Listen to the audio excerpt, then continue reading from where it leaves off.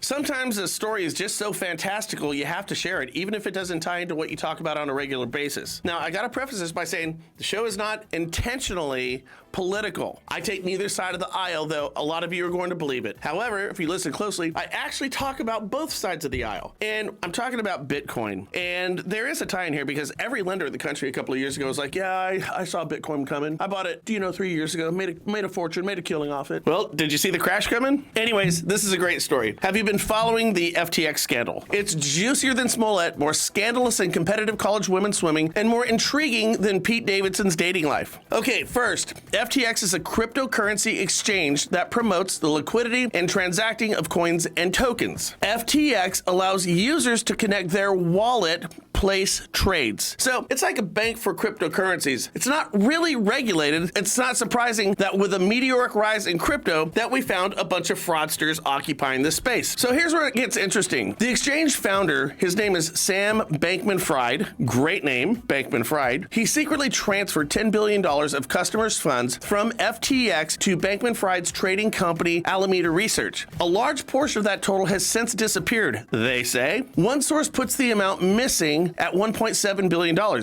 Scandal, right? I tell you. So we have to ask ourselves, where did that money go? Again, it gets more interesting. Last week, a theory spread on Twitter that would be Elon's newly purchased Twitter, so probably take it with a grain of salt. It was suggesting the United States government's massive aid to the besieged nation Ukraine rebounded to the United States Democratic Party via the failed FTX crypto exchange, which was an official partner of the Ukrainian government for crypto fundraising campaigns. This is right before the midterms over here in the United States, so it does kind of make you go, whoa, what's going on here? Now, what's interesting with this story is, I told you, it has legs. Now, this is not from me. This portion is from Forbes. On May 2014, Hunter Biden took a board seat on Ukrainian natural gas company Burisma Holdings. He was reportedly paid $50,000 a month without admittedly knowing anything about energy companies or Ukrainian culture or the Ukrainian language. Burisma had ties to Ukraine's previous president, Viktor Yanukovych, who was ousted from office. Well, then Vice President Biden was tasked with reducing corruption in the Ukraine. Now, the overlap between the vice president and his son raised concerns over a potential conflict of interest.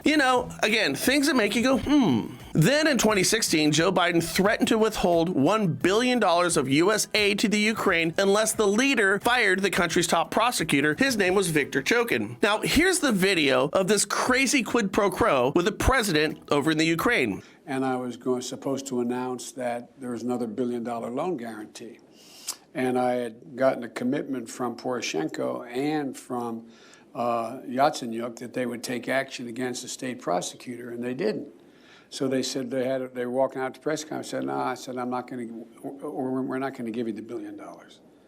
They said, you have no authority. You're not the president. The president said. I said, call him.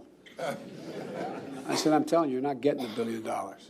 I said, you're not getting the $1 billion. I'm going to be leaving here. And I think it was, 6 hours? I said, I'm leaving in 6 hours.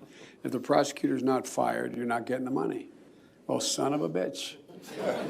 Got fired. And they put in place someone who was. Anyways, then, and it gets crazier here because before Shokin was fired, he had been conducting an investigation into Burisma, and Hunter Biden was allegedly the subject. I mean, you gotta ask yourself, why on earth would he be on a foreign country's energy company's board of directors with his lack of qualifications unless it was to curry favor with the vice president of the United States? But it doesn't matter though, because the vice president got the Ukraine's top prosecutor fired by saying he was gonna withhold $1 billion. So then Hunter stepped down after 3 years working for Burisma.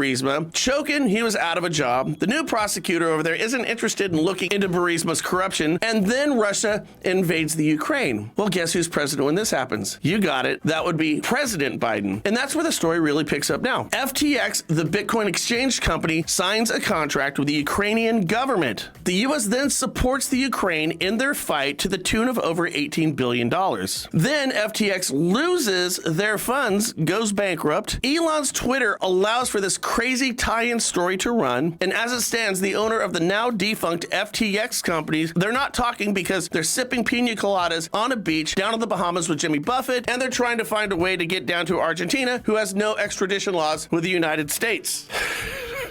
Listen, the story is so crazy, and it's been going on for so many years now, and it just keeps piling on. So I wanted to share this with you. Again, it wasn't intentionally political. I just find it frankly fascinating. I hope you enjoyed it, and I can't wait to see you again. Bye.